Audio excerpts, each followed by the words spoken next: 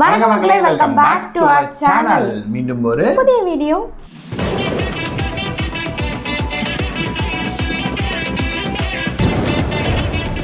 So இந்த வீடியோவில் நம்ம எதை பற்றி பார்க்க போகிறோம்னா, நம்ம தக்லைஃப் வீடியோ பார்த்து ரொம்ப நாள் ஆச்சு, ரொம்ப மாதம் ஆச்சுன்னு நினைக்கிறேன். தக்லைஃப் வீடியோவே நீங்கள் கொண்டு வர்றதில்லை அப்படின்ற மாதிரி நிறையவே கமெண்ட்ஸில் வந்து சொல்லியிருந்தீங்க. தென் பர்சனலாகவே கூட இன்ஸ்டாகிராமில் கூட கேட்டிருந்தீங்க, தக்லைஃப் வீடியோ நிறைய போட்டுட்டு இருந்தீங்க, இப்போ தக்லைஃப் வீடியோ போடுறது ஃபுல்லாக அரசியல் வீடியோவுக்கு போயிட்டீங்க, அரசியல் அப்புறம் வந்து தமிழ் கேமிங் அப்படின்னே போயிட்டு இருக்கீங்க அப்படின்னு கேட்டாப்ல. சரி, ஓகே, நம்மளும் ஒரு அவங்க அடி மனசு பிராண்டுனது வேற விஷயம். ஒரு மாதிரி மனசு நெருடலாக இருந்துச்சு எனக்கு. அதனால தான் சரி, ஓகே, ஒரு தக்லைஃப் வீடியோ எடுத்துகிட்டு வந்துடுவோமே அப்படின்றதுக்காக நம்ம ஆர்ஜே பாலாஜியோட தக்லைஃப் வீடியோ தான் நம்ம இந்த வீடியோவில் எடுத்துகிட்டு வந்திருக்கோம். ஸோ வீடியோ பிடிச்சிருந்தா மறக்காம கீழே ரெட் கமெண்ட் பண்ணுங்க, வீடியோ பிடிக்கல அப்படின்னா பிளாக் ஹார்ட்ல கமெண்ட் பண்ணுங்க. எதில் பண்ணுறீங்களோ வெளியே மறக்காம வீடியோக்கு ஒரு லைக்கை பண்ணிடுங்க. இப்போ வந்து நம்ம வீடியோ வந்து பூஸ்டப் ஆகும். சரி, ஓகே, நம்ம இப்போ வீடியோ ஸ்டார்ட் பண்ணிடுவோமா? ஸ்டார்ட் பண்ணிடலாம். தமிழ்நாடு, ஸ்ரீலங்கா, அமெரிக்கா, துபாய், பஹ்ரைனில் வாழ்கிற எல்லா தமிழர்கள், தெலுங்கர்கள், மலையாளர்கள், அதுக்கப்புறம் வேறு என்ன கிரீக்கர்கள் எல்லாருக்கும் என்னோட வணக்கம். படத்தில் 2 ஆஸ்கர் அவார்டு வாங்கி திருப்பி ஏஆர் ரஹ்மான் என்ன பண்ணாரோ அதை ரெப்ளிகேட் பண்ணுற மாதிரி ஒரு ரோல் வச்சிருக்கேன். முக்கியமாக என்னங்க சினிமா இன்டர்வியூ எடுத்துகிட்டு இதை சொல்ல விடாமல் பண்ணுறீங்க. இந்த படத்தை நீங்கள் தேட்டரில் போய் பாருங்கள், திருட்டு வீசியில் பார்க்காதீங்க. தமிழ் சினிமா வாழ வைங்க, ஹிந்தி சினிமா கூட வாழ வைங்க. அப்புறம் வேறு ரொம்ப கஷ்டப்பட்டு 6 மாதம் வெயிலில் பட்னி கிடந்து இந்த படம் எடுத்திருக்கோம். எங்களோட வாழ்க்கையை உயர்த்தி எங்கள் சீக்கிரமே காரு பங்களாலாம் வாங்கிறதுக்கு நீங்கள் தான் காரணமாக இருக்கீங்க.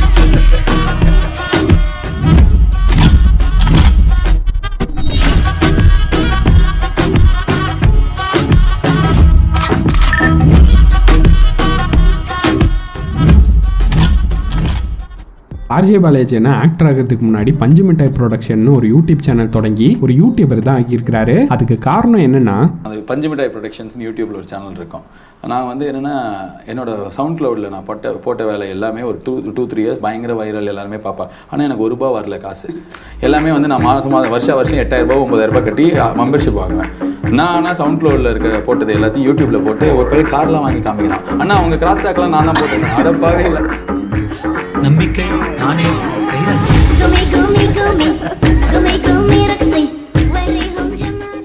அவரோட ஃபர்ஸ்ட் வீடியோவே பிரியாணி ஃபுட் பிளாக் தான். ஆனால் சாப்பிட்டு ரிவ்யூ பண்ணுறதுக்கு பதிலாக மற்றவங்களுக்கு கொடுத்து உதவி இருக்கிறாரு. மிஸ்டர் பீஸ்ட்டை இன்ஸ்பிரேஷனாக வச்சிருக்கிற நிறைய யூடியூபர்ஸில் ஆர்ஜே பாலாஜி அண்ணாவும் ஒருத்தர் போல.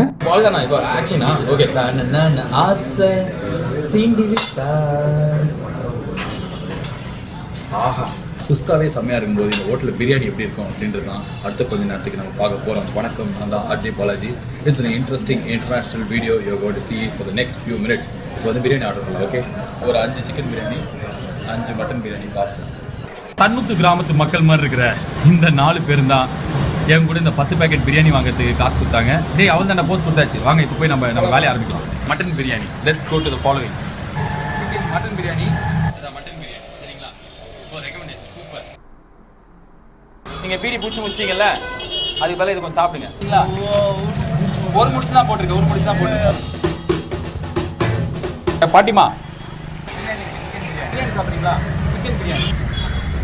ஔவையார் சில பக்கத்தில் எதுக்காக வெஸ்டர்ன் மியூசிக் கேட்குற காஸ்டியூம்ஸில் நான் இருக்கேன் அப்படின்னா வந்து எங்களுக்கு மைக் வாங்க வசதி இல்லைன்றதுனால தான் ஃபோன்லேயே இயர்ஃபோன்ஸ் போட்டு இந்த மைக் யூஸ் பண்ணி பேசினுக்கிறோம். இந்த பிரியாணி கொடுக்கணும்னு தோணுச்சு. இங்கிலீஷில் ஒருத்தர் பண்ணியிருந்தார். இதை யார் அவர் அப்படின்னு தெரியாது, ஆனால் இங்கிலீஷில் பண்ணியிருந்தார். நோட்டு ஃபுல்லாக போயிட்டு 1000 நோட்டை வந்து இது மாதிரி எடுத்து கொடுத்தாங்க. வாங்கின மூஞ்சிலாம் செம்ம சந்தோஷம். அப்போ இது காப்பி தான் ஆயிடுச்சுங்களா? ஆமாம், படமே காப்பி அடிக்கிறாங்க, எல்லா பாட்டும் காப்பி அடிக்கிறாங்க. அதை போய் யாராவது நம்ம கேட்குறோமா? நல்ல விஷயம் தானே. அதனால் காப்பி அடிச்சா தப்பு இல்லை. வீடியோவே இல்லாமல் கொடுக்கலாமே அப்படின்னு நீங்கள் கேட்கலாம். ஆனால் வீடியோ இல்லாமல் கொடுத்துருந்தா நான் பண்ணது என்னோட முடிஞ்சு போயிருக்கும். இதை பார்த்துட்டு 2 பேர், ஏன்னா கோடிக்கணக்கான ரசிகர்கள் எனக்கு இருக்கிறாங்க உலகம் ஃபுல்லாக. இது சொல்லும்போது கேமராமேனுக்கே சிரிப்பு வருது. ஆனால் யாராவது 2 பேர் வந்து இதே மாதிரி ஒரு 4 பொட்டலம் பிரியாணி கொடுத்தா கூட பசியாது ஆறப்போகுது இல்லை. ஏன்னா முக்கியமான விஷயம் என்னன்னா, இந்த இன்டர்நெட்டில் இந்த பக்கெட் சேலஞ்ச், அது சேலஞ்ச், இந்த சேலஞ்ச், மரம் நடுற சேலஞ்ச் ஒன்று பண்ணாங்க. எல்லாம் நடிகர்கள்லாம் ஃபோட்டோலாம் எடுத்து போட்டாங்க. என்ன யார் தண்ணி ஊற்றினா? அதுக்கப்புறம் யாருமே ஊற்றிருக்க மாட்டாங்க. ஏன்னா இந்த எந்த சேலஞ்ச் பண்ணாலும் 1 வாரத்துக்கு மேலே அதுக்கு லைஃபே கிடையாது. அதனால இந்த 1 வாரத்துக்காவது யாராவது வந்து 4 பேரோட பசி ஆறுமேட்டு தான் இதை பண்ணோம். இது வந்து நீங்கள் பண்ணுங்க, இதை நீங்கள் பண்ணணும், இதில் நான் நாமினேட் பண்ணுறது யார் அப்படின்லாம் சொல்லிட்டு எதுவுமே இல்லை. உங்களுக்காக தோணி ஒரு 100 200 கையில் எக்ஸ்ட்ரா இருந்ததுன்னா ஒரு 4 பேருக்கு பிரியாணி வாங்கி கொடுங்க. தேங்க்யூ ஃபார் வாட்சிங் this. If you like this, என்ன பண்ணணும், கீழே இருக்கிற பட்டன்லாம் எதுவும் இல்லை. அதனால் நீங்கள் எதையும் அமுக்க தேவையில்லை, வேறு ஏதாவது போய் அமுக்குங்க.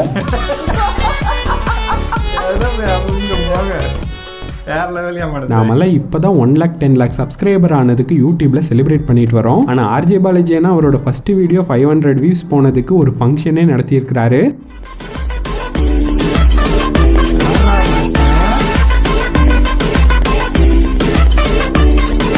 DJ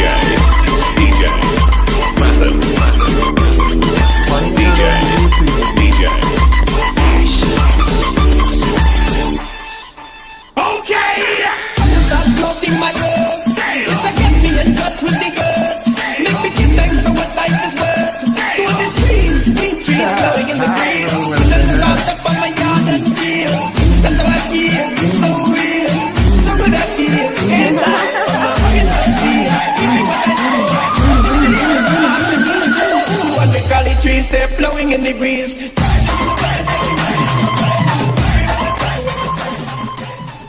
ஒரு வியூஸுக்கு எதுக்குடா சக்சஸ் பார்ட்டின்னு இந்த மேடையில் இருக்கிற யாருமே என்னை பார்த்து கேட்க முடியாது. ஏன் கேளுங்க பாருங்க, வாய வச்சுருவேன். முன்னாலாம் வந்து எப்பாவது ஒரு சக்சஸ் பார்ட்டி நடக்கும், அதை டிவியில் என்னைக்காவது ஒரு நாளைக்கு சினி மினி துணுக்ஸ் அப்படிலாம் போடுவாங்க. கோலி டாக் அப்படின்ற ப்ரோக்ராம் இருக்கும். நம்மளும் பாரு எங்க பாரு அந்த நடிகர்னுவோம். ஆனால் இன்னைக்கு எந்த வெப்சைட்டை பார்த்தாலும் எந்த ஃபேஸ்புக்கை பார்த்தாலும் ஏதாவது ஒரு லாட்சி ஏதாவது ஒரு ஃபங்க்ஷன் யாராவது புகழ்ந்துட்டு இருக்காங்க. எவனா ஒருத்தன் வரான், சம்மந்தமே இல்லாமல் 4 பேர் திட்டிட்டு போறான், கெட்ட வார்த்தை பேசுறான். 1000 ரூபாய் செலவுக்குள்ள ஒரு பெரிய சக்சஸ் பார்ட்டி நடத்தி முடிச்சதுக்கான காரணம் என்னன்னா இன்னைக்கு இருக்கிற ட்ரெண்டோட கம்பெனி தான். மறுபடியும் ஒரு பாக்குறீங்க தொடர் ட்ரெண்ட்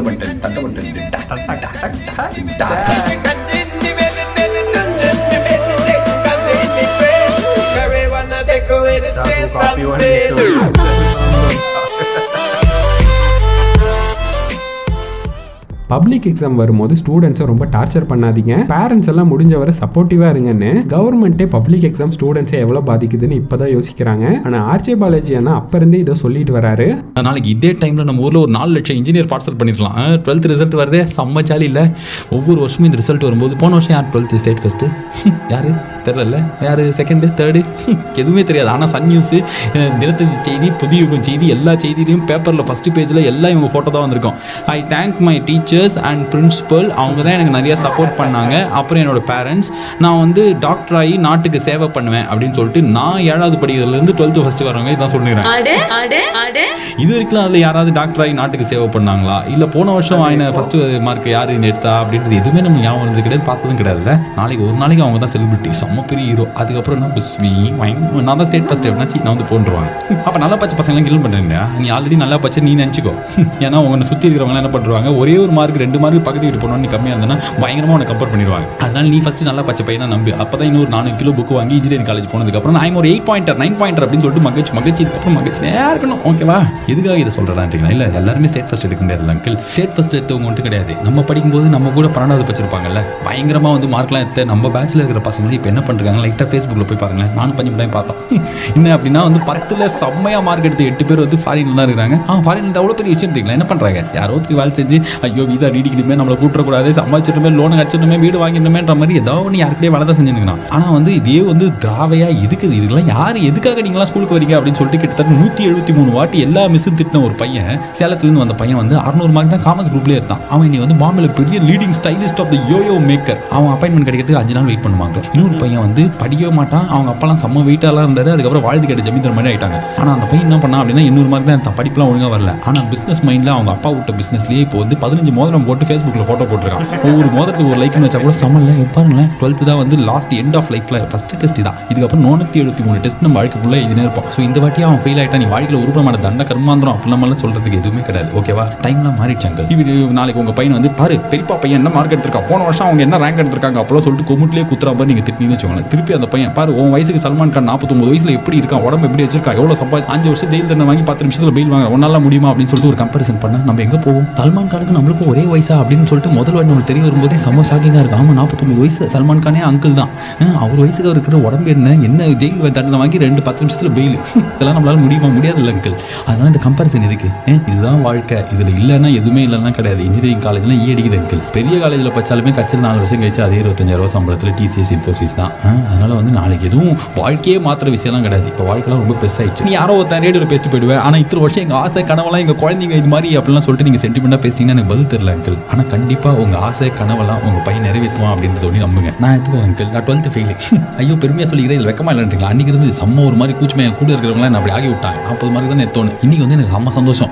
அப்பா நல்ல வேலை நம்ம மேக்ஸில் 40 எடுத்தோம், பாஸ் ஆயிருந்தேன்னா நானும் இன்ஜினியர் ஆயிருப்பேன். இன்னைக்கு எனக்கு ரொம்ப பிடிச்ச வேலை நான் செஞ்சுக்கிறேன். எனக்கு செம்மையாக இருக்குது, செம்ம ஜாலியாக இருக்குது. சிக்கு சாக்குன்ற அப்படி டொன் சொல்லும் போதுலாம் வந்து எனக்கு செம்ம சந்தோஷம். இதெல்லாம் நடந்ததுக்கு ஒரே காரணம் யார் அப்படின்னு பார்த்தாக்க எங்கள் அம்மா தாத்தா தான். ஏன்னா நான் ஃபெயில் ஆனதுக்கப்புறம் ஐயோ நீ விட மாட்டேன், நாசமாக போயிடுவேன், கிளம்பி போயிட்டு வீட்டு விட்டு அப்படிலாம் சொல்லிட்டு அசிங்கமாக திட்டாமல் யார் கூடயும் கம்பேர் பண்ணாமல் என் கூட ரீவால்யூஷன் வந்தாங்க. நான் ஃபெயில் ஆனது தெரிஞ்சதுக்கப்புறமும் ஏதாவது காலேஜில் சீட்டு கிடைக்குமான்னு சொல்லிட்டு நம்பாசில் ட்ரை பண்ணாங்க. கிடைக்காதுன்னு தெரிஞ்சதுக்கப்புறம் ஜூலையில் எழுதுறியா இப்போலாம் எழுதலாமேன்னு சொல்லிட்டு எழுதி இல்லாமல் பயமாக இருக்கணும்னா மார்ச்சில் எழுதுறதுக்கு பரவாயில்ல ஓகேடான்ட்டு என்ன பண்ணாலும் நான் வந்து நல்லா வருவேன், செம்மையாக அவங்களை காப்பாற்றுவேன், பயங்கரமாக அவங்கள வந்து பார்த்துப்பேன் அப்படின்றதெல்லாம் நம்பினாங்க. அன்றைக்கி அவங்க என்கிட்ட அப்படி நடந்துக்கிட்டது என் லைஃப் அப்படியே கம்ப்ளீட்டாக மாற்றிடுது. நான் சந்தோஷமாக இருக்கேன், எங்கள் அம்மா செம்ம சந்தோஷமாக இருக்காங்க, பெருமையாக இருக்கிறாங்க. சொல்லிட்டாங்க. நாளைக்கு அங்கிள் ஆண்டி நீங்களும் உங்கள் பையன் கொஞ்சம் மார்க் கம்மியானா கூட பரவாயில்ல, புக்குன்னு வாயில குத்துறது அசிங்கமாக திட்டலாம் இல்லை அவங்க கூட இதே பரவாயில்ல சி அப்படின்னு கூப்பிட்டு பண்ணீங்க தோல்ல கை போடுங்களேன். 173 வாட்டி உங்களை அதே மாதிரி சந்தோஷப்படுத்துவான், பெருமைப்படுத்துவான். லைஃப் ஃபுல்லாக அவன் ஞாபகம் இருக்கும். சே நம்ம அம்மா அப்பா சூப்பரில் நம்ம கிட்ட இப்படி நடந்துட்டாங்கன்னு. செம்ம விஷயம் அங்கிள். அது குழந்தை சின்ன பையன், அவன் பெரியவன் ஆனதுக்கப்புறம் நிஜமாலே அவங்க ஆசை என்ன கனவு என்னலாம் தெரியும். இன்னும் 100 வாட்டி 1000 வாட்டி 17 lakhs வாட்டி அவங்க லைஃப்ல இதை திருப்பி அவன் பண்ண போறான், அவங்களை பெருமைப்படுத்தலாம் போறான். ஓகேவா பண்ணிடுவோம் தம்பி, சூப்பர் ராணி. ஸோ யோர் ஆசை லட்சியம் கனவு என்றால் is bigger than the mark coming tomorrow என்றால். ஓகே தம்பிடே, ஒரு பேச்சு தான் அங்கிள் சல்மான் கானோட கம்பேர் பண்ணேன். நாளைக்கு இதெல்லாம் போயிட்டு ஏதாவது கேட்டு புக்குன்னு வாயிலே வாங்க போறேன்.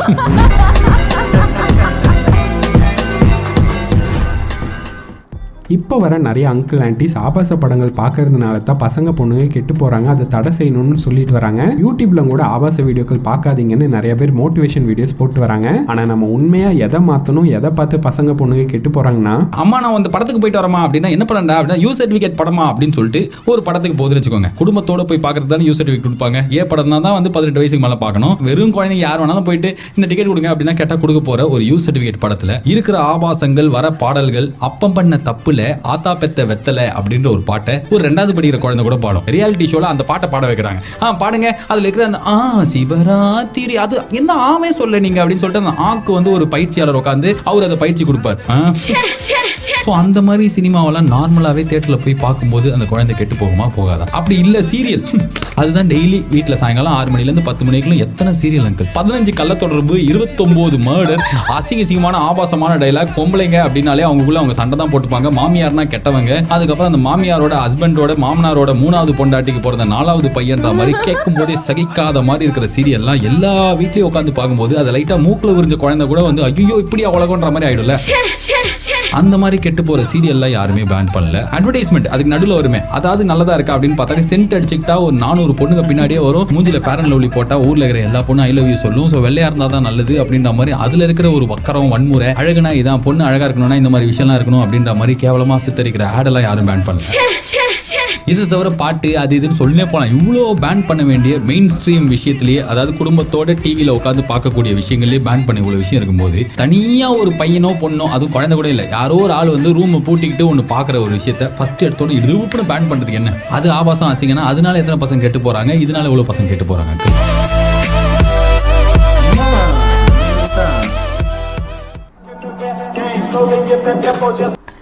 சொன்னது கடைசியாக சொன்னது வந்து உண்மைதான்.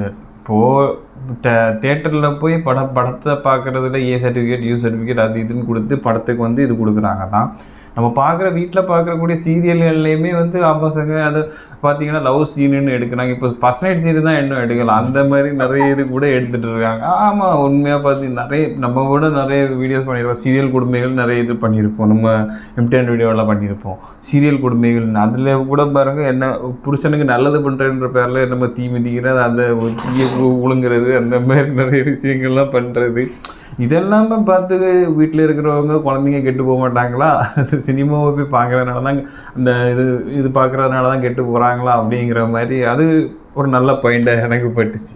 எனக்கு அதுக்கு முன்னாடி சொன்ன பாயிண்ட் எனக்கு வந்து உண்மையாகவே கொஞ்சம் அப்படி ஓகே இல்லைல்ல உண்மையில்ல. அந்த மாதிரி நம்ம வந்து எப்போதுமே நீ இதை பண்ணி பேசிக்காக எல்லாருக்கும் இது வந்து எல்லாருக்குமான ஒரு விஷயம். இந்த ஒரு விஷயம் வந்து தப்பு பண்ணிட்டாங்க, மேபி ஏதாவது ஒன்று, ரொம்ப நான் சொல்கிறதுல ரொம்ப பெரிய விஷயங்கள் இல்லை, ஒரு சின்ன தப்பு, ஒரு கிளாஸ் கீழே விழுந்துட்டா கூட சரி ஓகே உடஞ்சி போச்சு, அது நமக்கு தெரியும், அது திருப்பி அதை அவங்கள கார்னர் பண்ணி திட்டி அழுக வச்சு அதனால நம்ம அந்த உடஞ்ச கிளாஸ் வந்து திருப்பி வந்து ரெடியாகி வரப்போகிறது கிடையாது. ஆனால் நம்ம ஏன் வந்து டக்குன்னு உடஞ்ச உடனே நம்ம வந்து ஒருத்தங்களை ஹர்ட் பண்ணுறோம் ஈஸியாக. ஹர்ட்டுங்கிறது சும்மா நீங்கள் சொன்ன ஒன்றெல்லாம் அழுக யாருக்குமே வந்துடாது. அந்த மாதிரி ஒரு சின்ன சின்ன பேசிக்காக வீட்டில் ஆரம்பிக்கிற சின்ன சின்ன விஷயங்கள்ல இருந்து தான் இந்த ஹர்ட் பண்ணுறது, ஒருத்தங்களை வந்து இன்செக்யூரிட்டியாக ஃபீல் பண்ண வைக்கிறதுலாம் ஆப்போசிட் பர்சனால தான் வருது. தனக்கு தானே இன்செக்யூரிட்டியாக ஃபீல் பண்ணுவாங்களான்னு கேட்டால் பண்ண மாட்டாங்க. ஆப்போசிட்டில் இருக்கிற ஒரு ஆள் தான் நீ இப்படி தான், நீ இப்படி இருக்கிற, நீ இந்த மாதிரி இருக்கன்ட்டு நம்ம வீட்டில் இருந்து நம்ம ஸ்டார்ட் பண்ணுற ஒவ்வொரு விஷயங்களும் தான் நம்ம சொசைட்டியில் வந்து ஃபேஸ் பண்ணுறோம். எக்ஸாம்பிள் வந்து பாடி ஷேமிங்காக இருக்கட்டும், அது வீட்டிலேருந்தே ஸ்டார்ட் ஆகும். ஏன் குண்டாக இருக்க, இல்லை ஏன் குண்டாக இருக்க, நீ கொஞ்சம் உடம்பு குறைக்கலாமே. உடம்பு குறைக்கிறதும் குறைக்காததும் வந்து ஒவ்வொருத்தவங்களோட தனிப்பட்ட விஷயம். வீட்டில் இருந்து நீங்கள் ஆரம்பிப்பீங்க. உங்கள் கசின் வந்து இப்படி இருக்கா, நீ இப்படி இருக்க, உன் அண்ணா இப்படி இருக்கா, நீ இப்படி இருக்க. இனிமேயும் அதாவது நான் ஆக்சுவலாக எனக்கு தெரிஞ்சு எங்கள் வீட்டிலலாம் அந்த மாதிரி இல்லை. பட் ஆனால் இது இருக்குது இப்போவுமே. நம்ம என்ன தான் சொல்கிறோம், நம்ம வந்து நல்லா வந்து என்னது ரொம்ப சோஷியல் ஆகிட்டோம், ரொம்ப வந்து மெச்சூர்டாக யோசிக்கிறோம். முன்ன மாதிரி காலத்துலலாம் இருந்த மாதிரிலாம் இல்லை. ஆனால் அப்போ இருந்த ஆட்கள் வந்து இவ்வளோ தூரம் வந்து பர்சனலாக வந்து ஹர்ட் பண்ணுவாங்களான்னு கேட்டால் மேக்ஸிமம் இருந்திருக்க மாட்டாங்க. ஏன்னா பெரியவங்க வீட்டில் இருந்திருப்பாங்க, பாட்டி தாத்தாலாம் இருந்திருப்பாங்க. அவங்க வந்து சின்ன பிள்ளைங்களை திட்டுறதுக்கு ஃபஸ்ட்டு விட்டுருக்க மாட்டாங்க. அந்த மாதிரி ஒரு சொசைட்டியில் வளர்ந்தவங்களுக்கு அது தெரியும். பட் வந்து இப்போ வந்து ஈஸியாக ஆகிடுது. நான் கூட முந்தானேத்து ஒரு ஆர்டிக்கல் படித்தேன். அதாவது 10th 12th அதாவது இந்த ஒரு 8th ஸ்டாண்டர்டுக்கு மேலே 12th வரைக்கும் இருக்கிற பசங்களுக்கெலாம் இப்போ வந்து ஸ்ட்ரெஸ்ஸுங்கிறது ரொம்ப ஈஸியான ஒரு வேர்ட் ஆயிடுச்சு. ஸ்ட்ரெஸ்ஸுக்காக வந்து டாக்டர்ஸை கன்சல்ட் பண்ணுற அளவுக்கு கூட இப்போ இந்த ஜென்ரேஷன்ஸ் வந்து இருக்கிறாங்கன்னு. அவ்வளோ இதுக்கு நம்ம ஏற்ற வீட்டு பையன் இருக்கான்ல, அவன் வந்து நேற்று வந்து வெளியே போயிட்டு வந்தான். அவன் வரும்போது அவன்கிட்ட கேட்குறேன், ஏன்பா எவ்வளோ டென்ஷன் ஆகா? அவன் என்ன சொல்ற, எனக்கு ஒரே அதுவும் அவனோட வயசு என்னன்னா, வயசு என்ன இருக்கும், எங்கள் பாப்பாவுக்கு 3 வயசு, அந்த பாப்பாவுக்கு 4 வயசு. அந்த பாப்பா சொல்லுது என்கிட்ட, ஏன்டா இவ்வளோ டென்ஷனாக வந்து, ஏன் இவ்வளோ ஸ்பீடாக வந்துட்டு என்ன ஆச்சு? அவங்க ஒரே டென்ஷனாக இருக்குது, தள்ளுங்க. டென்ஷனாக இல்லை, எனக்கு ஒரே ஸ்ட்ரெஸ்ஸாக இருக்குது, நான் வீட்டுக்கு போகணும், எனக்கு ஒரே ஸ்ட்ரெஸ்ஸாக இருக்குது. அதுக்கப்புறம் அவங்க அம்மா பின்னாடி வந்தாங்க. எனக்கு இப்போ தான் ஞாபகம், அவங்க அம்மா பின்னாடி வந்தாங்க. ஏன் அப்படின்னோடனே, அதாவது இப்போ லீவு, ஸ்கூல் லீவில் நல்லா பார்த்துக்கோங்க, எல்கேஜி படிக்கிறான். ஸ்கூல் லீவில் ஸ்கூல் முடிச்சுட்டு கொஞ்சம் ஹிந்தி கிளாஸில் விட்டுருக்காங்களாம். அந்த டென்ஷனில் அவருக்கு அடுத்தது எப்படி சொல்லி எனக்கு அவன் சொல்கிறப்போ ஸ்ட்ரெஸ்ஸுங்க வார்த்தைக்கு இவனுக்குலாம் என்ன அர்த்தம் புரிஞ்சிடும், இவன் என்ன சொல்லிட்டு போகிறாங்கன்ற மாதிரி எனக்கு இருந்தது. இல்லை அதான் இப்போ இவங்க சொன்னது, இப்போ இருக்கிற 2K கிட்ஸுக்கு வந்து ஸ்ட்ரெஸ்ஸுங்கிற வேர்ட்ஸு நமக்கெல்லாம் அவனெல்லாம் 2Kன்னு சொல்ல முடியாது, அவன் 2.222 அவன் என்ன சொல்கிறது, 4 வயசு பையன் ஸ்ட்ரெஸ்ஸுங்க வார்த்தையும். ஸ்ட்ரெஸ்ஸுங்கிறது நம்மளும் ஈஸியாக வந்து சொல்லிடுறோம். அதுக்குள்ளே இன்டெப்த்தாக வந்து இருக்கிறவங்களுக்கு வந்து தான் தெரியும் ஸ்ட்ரெஸ்ஸுனா என்னென்னு. நம்ம அதிலலாம் ஒரு 0.1% கூட அனுபவிச்சிருப்பாமான்னு தெரியாது. ஆனால் நம்ம என்ன கேட்டாலும் ஸ்ட்ரெஸ்ஸாக இருக்குங்கிறது ரொம்ப ஈஸியான ஒரு வேர்ட் ஆகிட்டு. எனக்கு அந்த ஆர்டிக்கல் படிக்கும்போது ரொம்பவே கஷ்டமாக இருந்துச்சு. ஓ அப்படியா, இப்போது வந்து அப்போது நம்ம பசங்கள்லாம் வளர்ந்து வரப்போ எப்படி இருக்குங்கிற மாதிரி ஒரு ஃபீல். நான் எதாவது ஒரு ஆர்டிக்கல் படித்தேன் அப்படின்னா, இல்லை எதாவது சோஷியல் மீடியாவில் பார்த்தேன்னா, நம்ம வீட்லேயும் ஒரு பையன் இருக்கான், நமக்கு ஒரு பேபி இருக்குது, அப்போ அவனோட ஜென்ரேஷனில் அவன் எப்படி இருப்பான், அவன் என்னெல்லாம் ஃபேஸ் பண்ணுவான் அப்படிலாம் இப்போவே நினச்சாலே நமக்குலாம் தலை கிரிகிரின்னு சுற்றுது. நம்மளோட ஃப்ரீடம், நம்ம அனுபவித்த ஃப்ரீடம் கூட நம்ம சாப்பிட்ட அளவுக்கு ஃபுட்டோட ஹெல்த்தாக இருக்கட்டும், ஃப்ரீடமாக இருக்கட்டும், இப்போ இருக்கிற ஜென்ரேஷனுக்குலாம் கிடைக்குதாங்கிறது ஒரு பெரிய கொஸ்டின் மார்க். பட் அவர் சொன்ன விஷயத்தில் எனக்கு வந்து இந்த டோட்டல் வீடியோவில் அந்த ஒரு கான்செப்ட் வந்து ரொம்பவே என்னை வந்து இன்ஸ்பயர் பண்ணுச்சு. நம்ம அதெல்லாம் பார்த்து வளர்ந்து நம்ம வந்துருக்கோம். ஆனால் இப்போ இருக்கிறவங்களுக்கு அது இப்போ வீடியோ பார்த்துட்டு இருக்க உங்களில் சில பேருக்கு தெரியுமா இல்லையாங்கிறது கூட எங்களுக்கு தெரியலை. உங்களுக்கு அப்படி ஏதாச்சும் ஞாபகம் இருக்குது, இவரோட ரேடியோஸ் நிகழ்ச்சி கேட்டிருக்கீங்க, அந்த மாதிரி ஏதாச்சும் இருக்குன்னா தயவு செஞ்சு எங்களோட பகிர்ந்துக்குவாங்க. கமெண்டில் வந்து என்ன சொல்லணுமோ சொல்லுங்கள். நாங்கள் அதுக்கு ஆவலாக காத்துட்ருக்கோம். உங்களோட கமெண்ட்ஸ்க்காக தான் நாங்கள் ஆவலாக காத்துட்ருக்கோம். உங்கள் கமெண்ட்டை நாங்கள் படிக்கிறதுல தான் எங்களுக்கு ஒரு பெரிய சந்தோஷம், பெரிய மோட்டிவ். தென் அடுத்த வீடியோ பண்ணுறதுக்கும் பெரிய மோட்டிவாக இருக்குது. ஸோ அதனால் நம்ம வீடியோ உங்களுக்கு பிடிச்சிருச்சுன்னா மறக்காமல் லைக் அண்ட் ஷேர், சப்ஸ்கிரைப் பண்ணிடுங்க. ஓகே, நெக்ஸ்ட் ஒரு நல்ல வீடியோ மீட் பண்ணுறோம். அது வரைக்கும் பாய்.